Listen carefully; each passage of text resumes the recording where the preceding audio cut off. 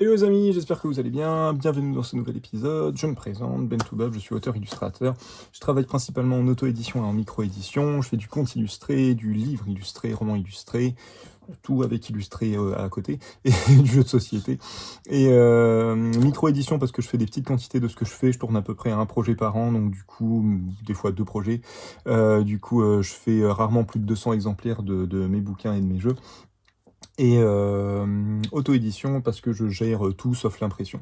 Je gère toute la phase d'avant, du coup l'idée, la préparation, la maquette, je fournis à mon imprimeur un beau fichier PDF. Je vois les derniers détails avec lui, de choix de papier, de couverture, d'emplacement, tout ça, de composition. Et puis après, je reçois le produit fini en plusieurs quantités et je gère tout l'après, donc la distribution, la communication autour du projet, les dédicaces, les festivals, voilà, tout ça. Tout ça, voilà un peu. Si jamais ça vous intéresse, n'hésitez pas à me poser des questions, j'y répondrai avec grand plaisir, dans la mesure du possible, bien sûr. Qu'est-ce qu'on va faire aujourd'hui, les amis? Un truc que j'ai beaucoup de choses à faire aujourd'hui, donc on va essayer de, encore une fois, faire court. Je sais, je le dis à chaque fois et j'arrive jamais à le faire, mais c'est comme ça, hein, au bout d'un moment, ça va le faire, hein, à force de le dire. Qu'est-ce qu'on va faire aujourd'hui, du coup? Un petit test que fait un petit moment que je voulais le faire et je l'avais mis de côté sur la liste. J'ai une liste de tests à faire et tout ça, et je l'avais laissé de côté. En pensant que j'aurais le temps de le faire pendant cet été, et finalement je n'ai pas eu le temps. Carton plume, ou carton mousse plutôt, excusez-moi, carton mousse et encre acrylique. Carton mousse, je vous en ai déjà parlé plusieurs fois, c'est un matériau que j'aime beaucoup. Je fais beaucoup d'aquarelles dessus, on a ce genre de rendu avec. Alors très hasardeux et très compliqué à maîtriser, mais avec une... je trouve que l'aquarelle sur carton mousse, on retrouve un peu le principe de la touche à la peinture à l'huile. On retrouve quelque chose de très texturé avec lequel on peut vraiment bien jouer et voilà, vraiment s'amuser sur les mélanges. Une fois que c'est sec, on peut quand même faire pas mal de superpositions. On peut faire des effets comment on dit, splatter de gouttes et tout ça, ce genre de choses. Donc du coup, voilà, ouais, il y a vraiment pas mal de choses à faire avec. Moi, c'est un matériau que j'aime beaucoup, que je n'utilise pas assez, donc je vais essayer de changer ça. Essayer d'en faire un petit peu plus souvent pour montrer un petit peu tout ce qu'on peut faire avec. Le dessin est pas terrible, mais du coup voilà, c'était pour vous montrer. En post-prod, je vous mettrai d'autres choses que j'avais fait sur carton plume, parce que la plupart du temps c'est du grand format. Je travaille rarement en petit format sur carton mousse, pardon, pas sur carton plume. D'ailleurs, les différences, du coup, la différence que vous allez avoir, la plupart du temps, vous allez avoir carton plume et carton mousse. Carton plume, on le reconnaît en fait physiquement parce que le carton mousse est brillant, le carton plume est mat, le carton plume est assez résistant. La mousse à l'intérieur est un petit peu jaunie et elle est assez dense, alors que le carton mousse, là, sur du 3 mm, on va avoir du mal à le voir, mais le carton mousse, du coup, c'est brillant. La mousse est assez fragile, donc faut se méfier, hein. Ça reste un carton très fragile. Ça peut facilement s'abîmer, prendre des coups sur les coins et tout ça. Mais du coup, l'avantage pourquoi je préfère le carton mousse par rapport au carton plume, parce que le carton mousse, l'effet brillant, ça fait comme une espèce de Bristol, mais vraiment très satiné. Du coup, on a un rendu avec l'aquarelle que moi, j'obtiens pas sur le carton plume, qui, comme il est mat, va boire un peu plus. Alors que lui, il va garder en surface, ça met une plombe à sécher. Donc, je vous montrerai, vous n'aurez pas le résultat final avec ce test-là. Mais on a des rendus qui sont vraiment très intéressants et un séchage qui fait que le pigment se concentre vraiment, et du coup, on a vraiment des belles... vous pouvez le constater, avec là c'est que de l'aquarelle. Avec de l'aquarelle, on a vraiment des rendus très prononcés, quoi. Donc vraiment intéressant pour ça. Donc voilà, je me suis dit que ce serait sympa de tester, de voir un petit peu ce que ça donne. Hop. Voilà, qu'est-ce que je peux vous dire d'autre? Ouais, le carton plume et le carton mousse, vous l'avez généralement. Alors vous avez des formats classiques, hein, A4, A3, 50-65, 70-100, 100 par 140. Vous avez de très grandes plaques, donc il y a pour ceux qui veulent travailler vraiment du grand format, il y a moyen de s'amuser. Il y a moyen de faire des choses sympas. Et vous avez généralement du 3, 5 et 10 mm. Moi, généralement, je prends du 3. Vous allez voir que si vous en faites dessus, ça a tendance à se courber. Ça a tendance à, voilà, la mousse à l'intérieur supporte assez mal l'humidité, donc ça a tendance à se courber, mais ça peut se remettre à plat facilement. Et surtout, ça, comme vous pouvez le voir là, là, je l'ai remis à plat. Vous voyez, il y a quasiment pas de... Il y a une petite courbure, mais c'est très léger. Et surtout, le 3 mm, excusez-moi, 3 mm, ce qui va être très intéressant, c'est qu'il passe dans des cadres. Il n'est pas encore trop épais, donc du coup, vous pouvez l'encadrer avec ou sans verre. Voilà quoi, ça peut être intéressant. Et c'est un format rigide comparé à un papier que vous allez encadrer. Par exemple, si vous mettez pas de verre, le papier peut avoir tendance à gondoler dans le cadre. Là, il se tient complètement parce que vous avez quand même 3 mm de mousse d'épaisseur. Donc il y a de quoi faire. Voilà. On va s'y mettre tout de suite. Je vais pas faire comme je fais d'habitude une partie test et une partie... quoique, est-ce que je fais une partie de test pour juste voir comme ça le temps que ça sèche, voir un peu ce que ça donne, vu que je vais rien faire de définitif. Et puis ouais, parce que j'ai prévu de faire un personnage, donc du coup il faudrait que je le mette dans l'autre sens. Donc on va quand même faire ça. On va quand même se faire une partie test sur la gauche et une partie, je vais y arriver. Une partie des illustrations, excusez-moi, je réfléchis en même temps, du coup. Et pour ce faire, du coup, on va utiliser des encres acryliques et plus de l'aquarelle, parce que j'ai envie de voir ce que ça donne avec des encres acryliques, si on a un rendu différent de l'aquarelle. Je pense que on va avoir une pigmentation plus fine, donc au niveau des textures qu'on va obtenir, on aura peut-être des choses plus intéressantes. À voir un petit peu comment ça réagit. Je veux vraiment voir ce que ça donne, parce que j'ai pas encore eu l'occasion de tester. Voilà, on va jeter un coup d'œil à ça, voir ce que ça donne. Et du coup, j'utilise de l'encre acrylique de chez Liquitex. Gros avantage, vous avez plusieurs types d'encre dans le commerce et tout ça. Vous avez des encres... alors comment on va dire ça? Vous avez même 4 types d'encre. Hein. Vous avez de l'encre de Chine, classique, matière carbonée, qui va sécher avec un noir assez profond en copeaux et tout ça, voilà. Très intéressant. Vous avez l'encre aquarelle. Dans l'encre aquarelle, vous avez des encres aquarelles colorées et pigmentées. Colorées, c'est généralement les encres Colorex. J'ai plus le nom de l'autre marque. Mon dieu, de chez, si je dis pas de bêtises, de chez Talens et Colline.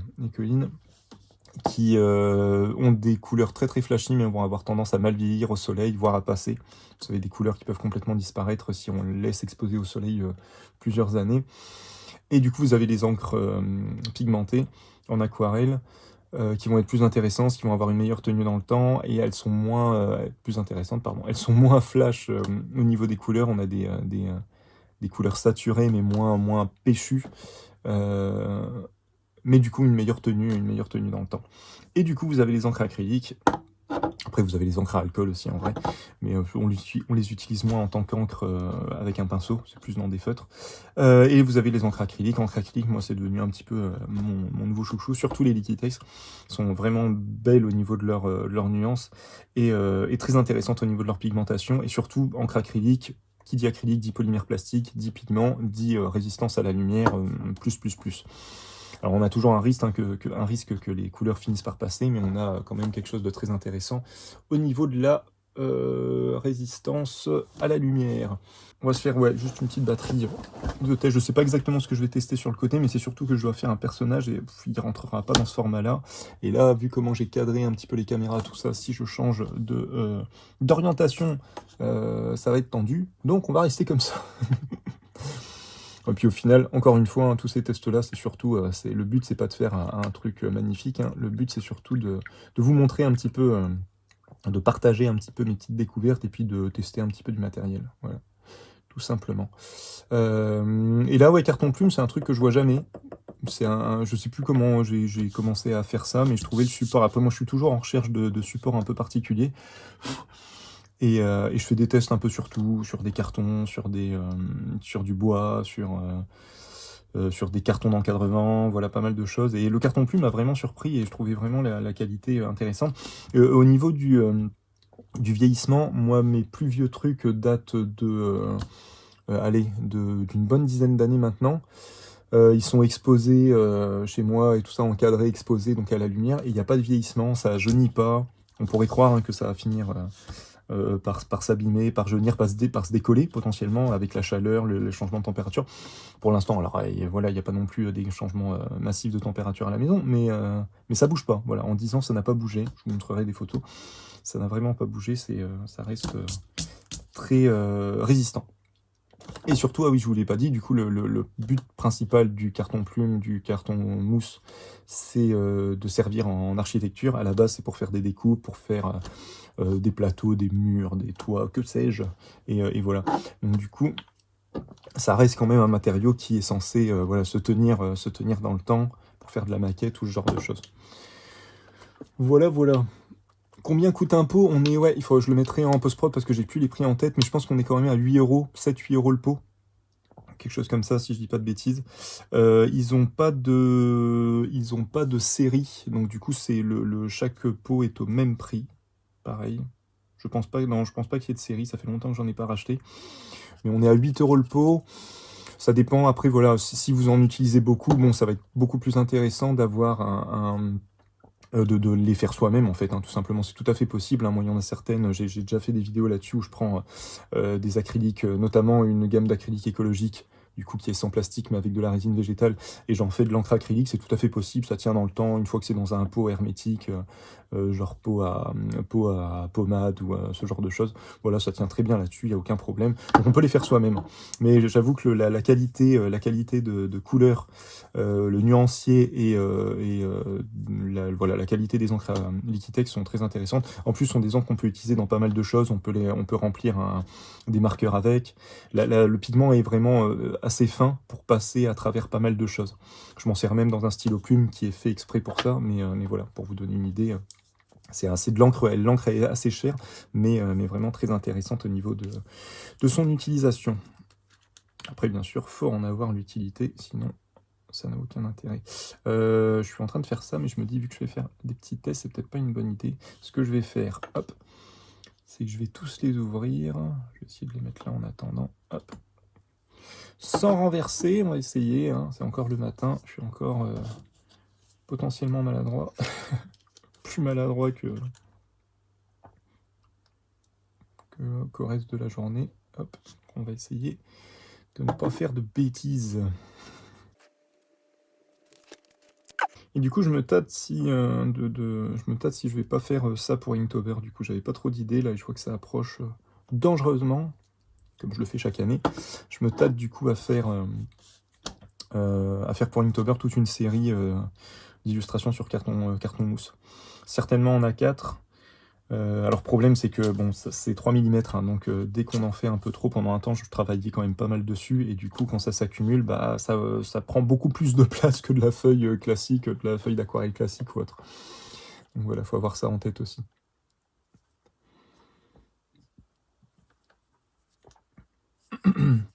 On va juste faire des tests de mélange dans un premier temps, voir un petit peu comment tout ça se lie. Alors, est-ce que hop, tout est bien cadré à peu près?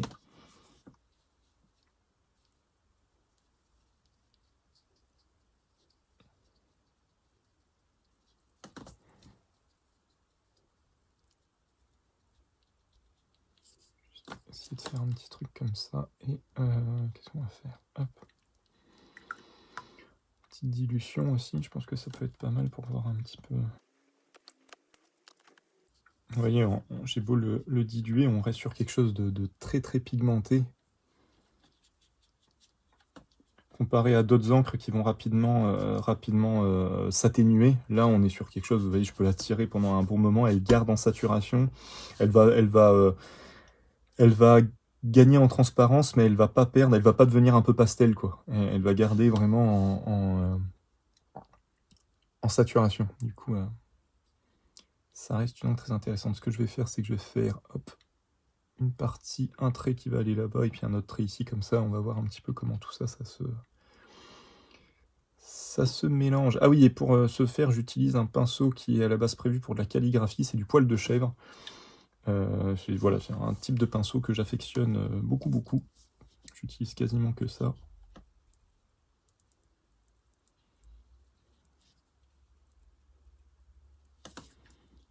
Ça va être intéressant de voir aussi comment ça se mêle. Alors le truc des encres acryliques aussi, c'est vrai, j'avais oublié, c'est que comme on est sur quelque chose d'assez dense, on va limite avoir des effets un peu, je sais pas si vous voyez, pour ceux qui connaissent un peu de pouring à l'acrylique. Il faut voir comment ça sèche, mais on va avoir quelque chose qui va moins se mêler que l'aquarelle, qui va moins diffuser et s'interpénétrer. Du coup, moi je suis habitué à ce que ça se mélange assez facilement, donc j'avoue que là, on va voir ce que ça va donner. Peut-être que je vais me dire, ah bah finalement, ce sera de l'acrylique. ce sera de l'aquarelle, je vais revenir à l'aquarelle. Ah, puis ouais, méfiance avec l'acrylique, c'est vrai que j'avais oublié. On a un temps de séchage qui est assez court. Bon, c'est bien que je fasse des tests du coup, comme ça. Il faut que j'ai tout ça en tête quand je vais m'y mettre sérieusement. Ouais, faut se méfier du coup. Faut se méfier, faut se méfier.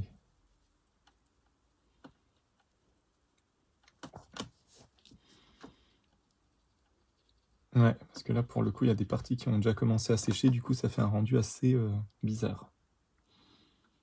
Ça peut potentiellement être moins intéressant que l'aquarelle. On va gagner en contraste, en couleur et tout ça, mais du coup... Puis après, bien sûr, vous pouvez vous amuser à pencher un petit peu la feuille pour avoir... voilà, pour précipiter un petit peu la couleur, pour qu'elle se balade un peu. Voilà, on peut faire pas mal de choses avec. Moi, j'aime bien... Alors, par contre, c'est beaucoup de hasard. Hein. Si vous voulez pouvoir maîtriser à fond votre œuvre, c'est pas la technique adéquate, on va dire.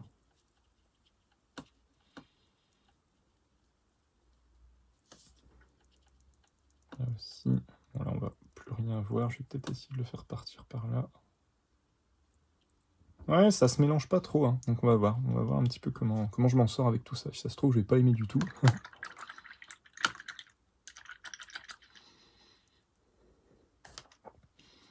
Ah ouais, ça sèche quand même super vite.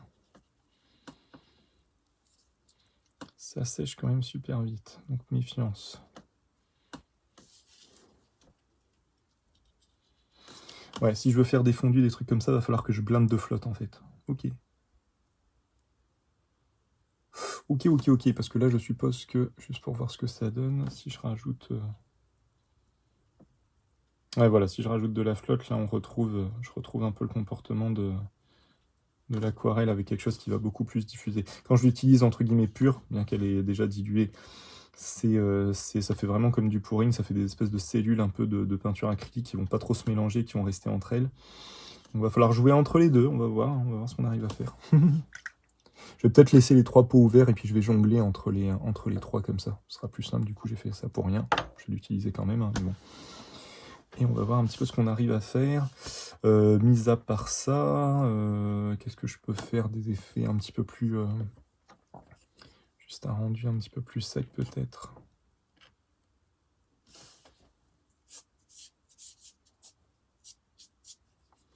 On a quasiment pas de texture hein, sur le carton mousse et le carton plume. On a quelque chose de très très lisse, vraiment comme du Bristol. Donc du coup, voilà, c'est pas très intéressant en termes de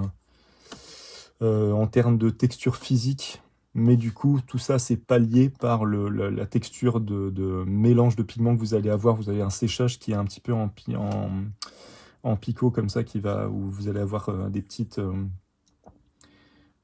mini-taches, des petits points de pigments qui vont rester un petit peu sur la feuille, qui vont des fois s'atténuer, des fois voilà, changer. Donc du coup, faut avoir un peu tout ça en tête quand on commence à le bosser. Ouais, et puis là, du coup, ça fait vraiment... ouais, ça fait vraiment comme des couches d'acrylique. On va voir. C'est un test. Hein. C'est un test, désolé. Hop, c'est mal cadré. On voit pas très bien. C'est un test. On va voir ce que ça donne.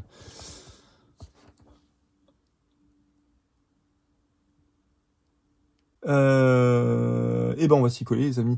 Qu'est-ce que j'ai chopé une petite ref sur... T'es sur quoi? Sur Pinterest. C'est vraiment juste, à mon avis, je vais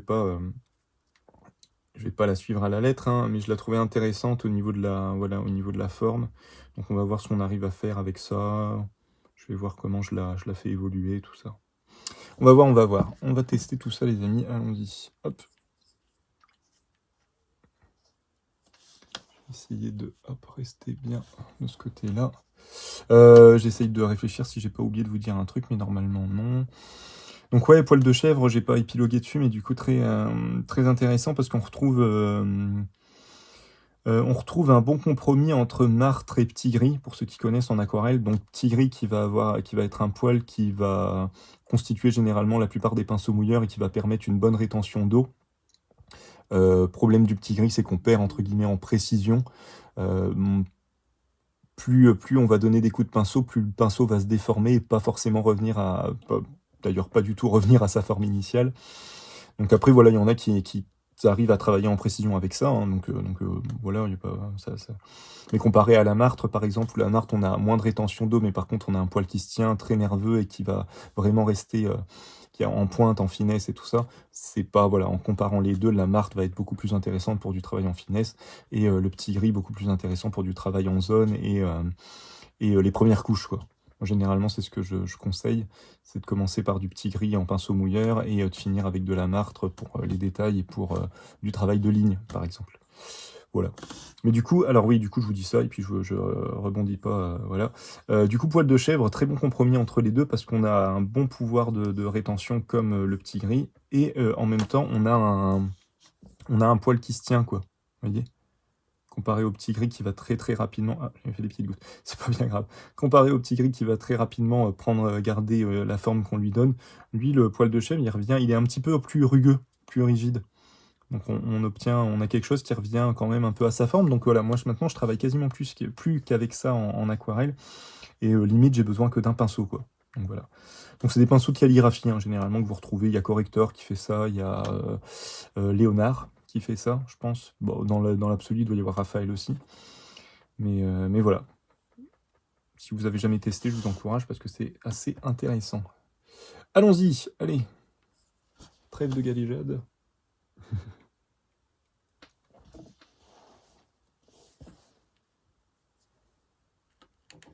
Bon, moi, je commence ça. Moi, ma méthode, c'est toujours de commencer par la couleur la plus claire. Comme ça, si jamais je fais des erreurs, je vais pouvoir les rattraper avec les couleurs plus foncées. Je fais un espèce de croquis avec les couleurs claires.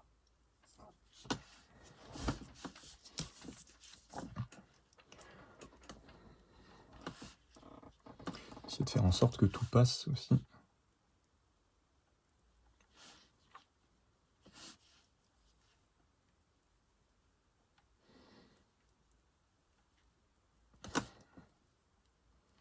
J'aurais dû le fixer sur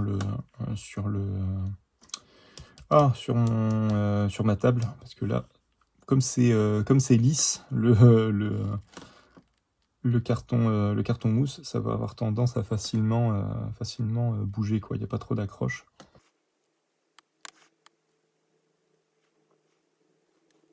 J'essaye de ne pas être trop crispé sur le pinceau, d'avoir quelque chose d'assez souple, d'avoir une certaine souplesse pour pas... J'ai remarqué ça que sur les premiers traits, si on est un peu trop rigide, on a tendance à... Enfin moi en tout cas j'ai tendance à...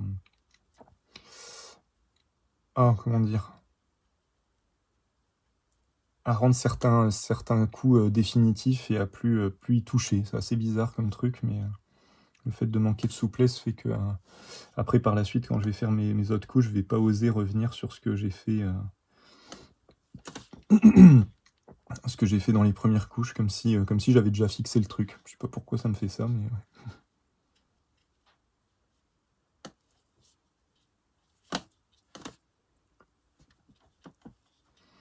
Essayer de rajouter entre guillemets un maximum d'eau. J'aurais peut-être dû laver ma flotte avant pour pas que ça ternisse trop. Bon, ça devrait aller. L'idée c'est que ça reste. On garde la puissance du jaune là qu'on a là. C'était pas prévu ça. Pas grave, on va se dépatouiller avec. Bon, là l'idée c'est vraiment de faire un truc. Essayer de gérer la silhouette, quoi. La silhouette, la forme. Pas se perdre tout de suite dans les détails. À la limite, en fait, ça pourrait être intéressant aussi de... Vous savez quoi, je vais essayer de modifier un peu ses cheveux pour essayer de faire quelque chose avec cette tache. Surtout, alors je vais essayer de finir la main et je me dis que ça pourrait être sympa de pas trop attendre que ça sèche et puis de commencer à faire des petits points de couleur un peu plus foncés pour apporter du contraste.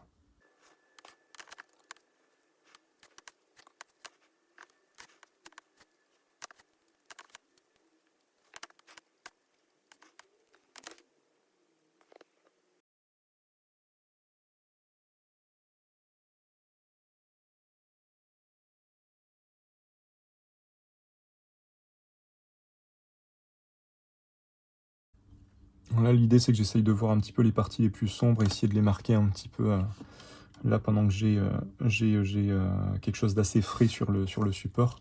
Et après, voilà, faut accepter comment ça vit. Et puis, on va se dépatouiller avec ça. Alors, en sachant que normalement, la dernière couche, je la fais quand c'est sec. Donc là, je pourrais pas. En fait, je laisse un peu vivre au maximum la diffusion, l'encre et tout ça. Et après, généralement, quand c'est sec, je reviens dessus pour essayer d'affiner un peu certains trucs, essayer de rectifier des choses qui me conviennent vraiment pas. Et des fois, je retouche quasiment pas, hein. Des fois, je laisse comme ça parce que j'aime vraiment comment ça se balade sur la feuille, quoi. Ça, ce qui pourrait être sympa, c'est maintenant, il faudrait que j'arrête avec le jaune parce que sinon, ça va être quelque chose de trop homogène et que je travaille maintenant plus qu'avec le violet. Peut-être après, et puis après faire une dernière zone, faire un espèce de dégradé entre les trois couleurs comme ça pourrait être marrant.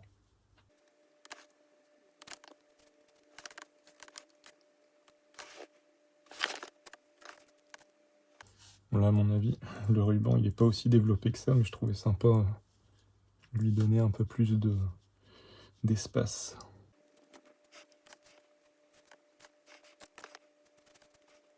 Bien, bon, je sais pas si on le voit à l'écran, je ferai des photos en espérant que ça reste comme ça, mais il y a le jaune qui diffuse de plus en plus et qui descend. Du coup, ça fait un espèce de beau mouvement un peu dégradé comme ça, c'est assez joli.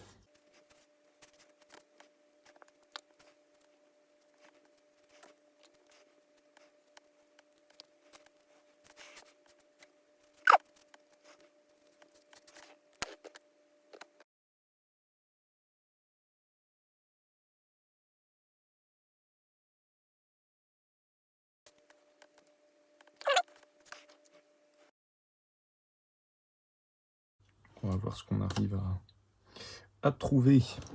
Est-ce que... Ouais, non, c'est pas du tout sec, du coup, la dernière couche, elle va être compliquée, je pense, hein. Enfin, je pourrais pas la faire, je pense, la dernière couche. Ça va être tendu. On va voir un petit peu ce qu'on peut faire pour pallier à ce petit souci.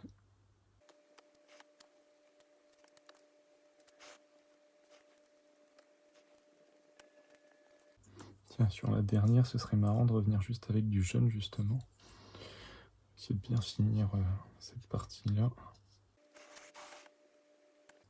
Voilà.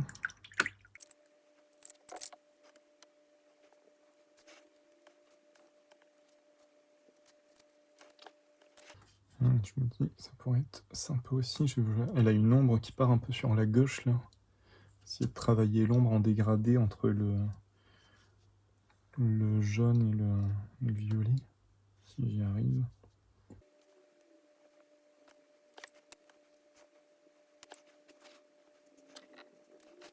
Alors on a des espèces d'auréoles qui se forment, mais c'est juste l'eau qui a été qui a un petit peu diffusé en tache sur le papier et qui va s'enlever en séchant. On a des beaux rendus aussi au niveau des dégradés, là, au niveau des fondus et tout ça, c'est intéressant. On va essayer de se faire un fond, je pense que ça pourrait être sympa, mais avec le bleu, mais de manière assez légère. Attendez, je crois que j'ai loupé des commentaires, je vais essayer de garder tout là. Alors là, ce que j'aimerais faire, du coup, c'est quelque chose... J'aimerais bien essayer de faire les deux en même temps.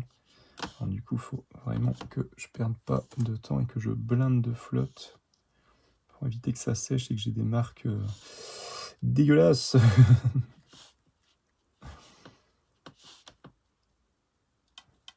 Là, pour le coup, j'ai essayé de faire en sorte que ça touche quasiment pas. Au moins pour le fond, je reviendrai avec le bleu après. Je vais essayer de voir si je peux quand même faire une petite dernière couche. Mais là, le but, c'est... Hop.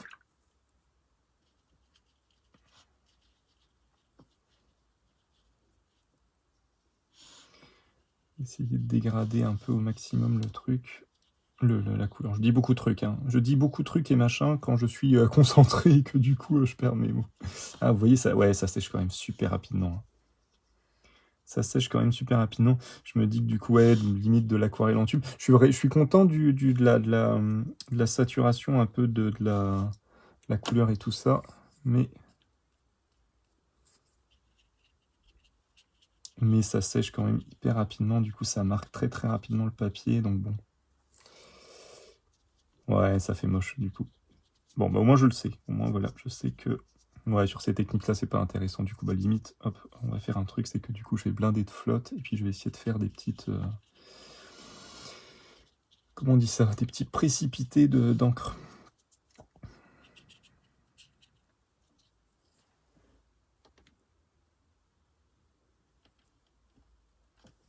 Ah bah limite, est-ce que je peux le faire comme ça? Oh, putain, faut pas que j'en mette...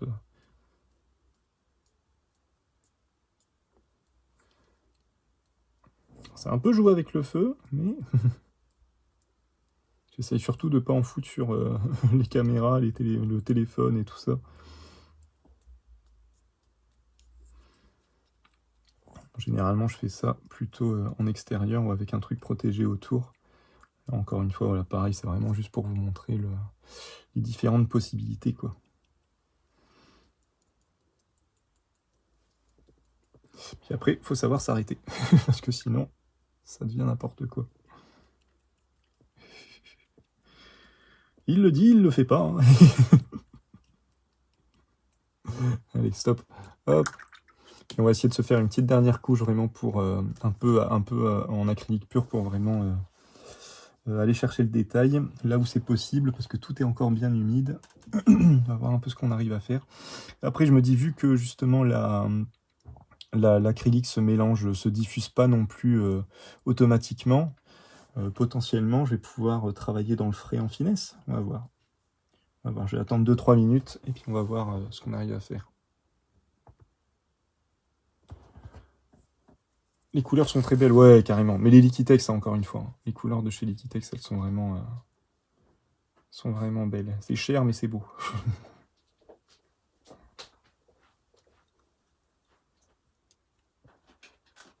On va attendre encore quelques secondes et puis je vais essayer de faire la dernière couche et puis on s'arrêtera là. Bon voilà, hein, c'est juste pour vous montrer. C'est plus maîtrisable à l'aquarelle quand même. Hein. À l'aquarelle, même dans les fondus que j'ai fait sur le côté, voilà, on n'a pas du tout ce côté marquage du papier qu'on a à l'acrylique. Je pensais pas que ça sécherait aussi rapidement. Je me disais que j'aurais quand même une petite minute, quoi. Vu que c'est de l'encre acrylique et qu'en plus je rajoute de l'eau, pour moi ça n'allait pas marquer tout de suite, mais il y a une délimitation qui se fait un peu naturellement, qui est un peu contraignante du coup. C'est dommage, ouais, parce que les couleurs sont belles, et j'ai pas, comme vous pouvez le constater, j'ai pas non plus... les couleurs à l'aquarelle sont plus fades. Ça manque de saturation, et les couleurs acryliques généralement sont quand même plus péchues, quoi, plus intéressantes. Faut que j'arrive à trouver un... Ou alors, il faut que je mélange les deux, en fait. Hein. Il faudrait que je fasse une base en aquarelle et que je revienne avec de l'encre acrylique. Voilà, ça peut être une idée. Moi, j'aime bien avoir qu'un seul truc et voilà, et l'utiliser au maximum. Mais bon, on verra. On verra. Bon, allez, même si c'est encore humide, on va essayer de se faire cette dernière couche. D'assécher... d'avoir de la couleur, mais d'assécher, de réduire au maximum la quantité de peinture sur mon pinceau.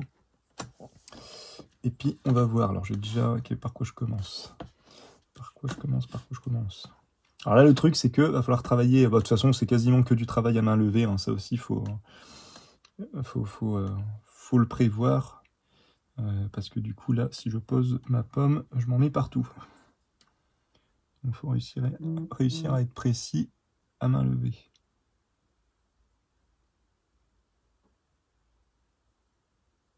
Ah, ça diffuse pas encore trop, hein. Il y a peut-être moyen. Hein.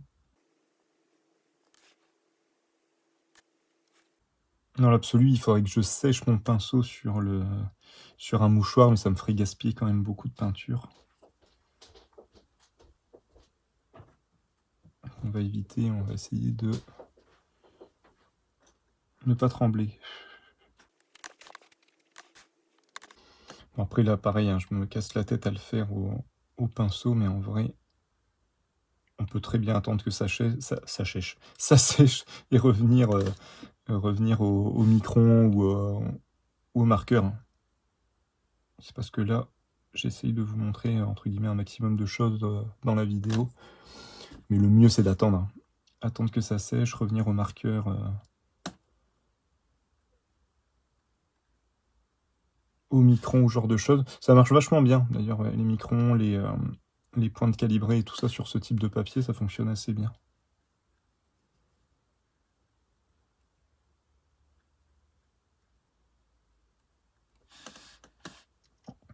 Ouais, pourtant, c'est pas... Ouais, c'est pas... Ou alors, ça reste un peu brillant, peut-être? Ah oui, c'est sec. C'est sec, ouais, c'est juste que ça reste brillant, en fait. J'avais l'impression que c'était pas sec du tout. Bon, ça sèche quand même assez vite, hein. C'est assez cool pour ça. Bon, on arrête de bouger, hop. Essayer de voir si je peux rattraper peut-être un peu la cassure du bassin, là.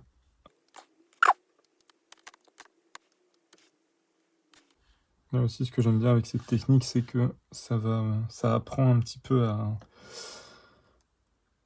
à pas trop se perdre dans les détails, justement, et à essayer de voir, bon, à essayer, hein, je dis bien, parce que moi, j'y arrive quasiment jamais, enfin, quasiment jamais. C'est assez compliqué, mais à essayer de voir le plus important. Essayer de venir marquer ce qui est le plus important, ce qui fait que ça fonctionne, quoi. Ah, j'ai un petit peu plus la cassure. C'est pas encore ça, mais je l'ai un peu plus. Déjà pas mal.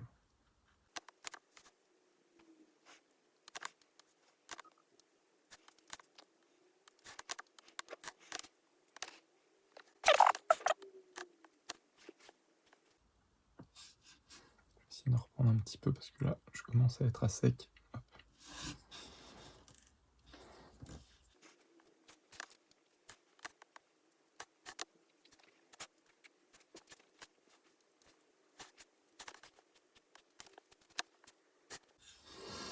Bon voilà, là, il faut que je m'arrête parce qu'en effet, sinon, hop, on va plus rien comprendre.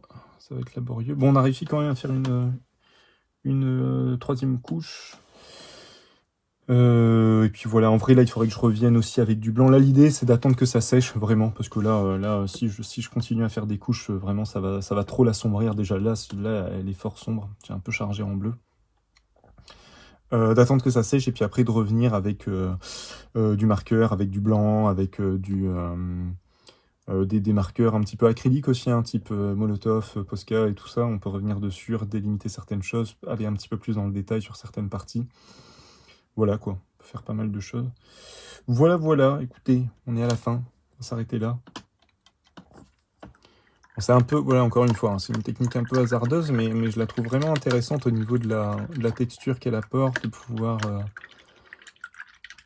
puis de pouvoir se familiariser un petit peu avec les fondus, avec le fait que à l'aquarelle, c'est important de... Comment dire? De se familiariser avec l'interpénétration des couleurs, la façon dont les dégradés vont se faire, parce que sinon, en fait, on prend n'importe quel autre type de peinture et puis on superpose les couches et puis voilà, quoi. Donc c'est un bon, je trouve que c'est un bon truc pour apprécier un petit peu, voilà, apprécier un petit peu le mélange des couches, apprécier la fusion des couleurs. Bon, bien que là, je travaille avec de la peinture acrylique, mais on garde un peu le même esprit, hein. Travailler sa texture, travailler ses fondus. Voilà, un petit peu dans l'idée.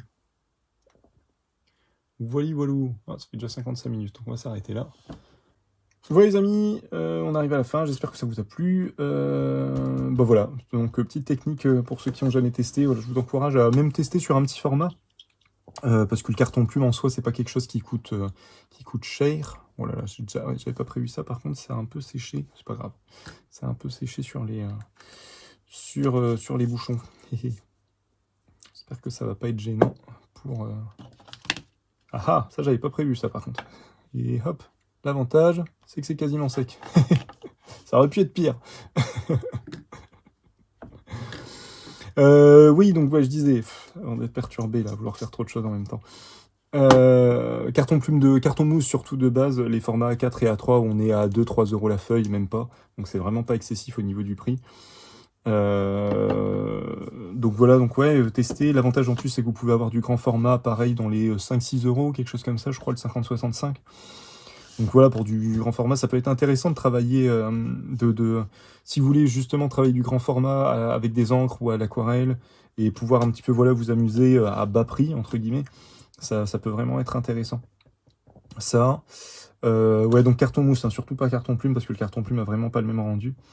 Faudra que je refasse des tests avec le carton plume, si ça se trouve avec de l'encre acrylique, ça pourrait être différent, faudra que je teste ça aussi. Puis comme ça, je pourrais vous faire un comparatif, voir un peu ce que ça donne. Voilà. Quoi d'autre? Bah c'est tout, hein, les amis, voilà. Moi, l'encre acrylique Liquitex, j'en suis très fan. Hein. Elle est très pigmentée par contre, donc limite, j'aurais dû la diluer plus que ça. Pour avoir des... Là, mon problème, c'est que quand je la dilue, du coup, j'ai des effets d'auréoles qui se forment, bon, qui sont pas des plus jolis. Un peu trop texturé le fond. Enfin bref, voilà. J'espère que ça vous a plu. En fonction de l'heure à laquelle... si vous avez des questions, je vais pas commencer par la bonne phrase. Si vous avez des questions, des commentaires, si je dis des bêtises, faut pas hésiter à me reprendre, c'est comme ça qu'on avance. Et en fonction de l'heure à laquelle vous regarderez cette vidéo, je vous souhaite une bonne journée, une bonne matinée, une bonne après-midi, une bonne soirée. Prenez soin de vous, à la prochaine. Salut.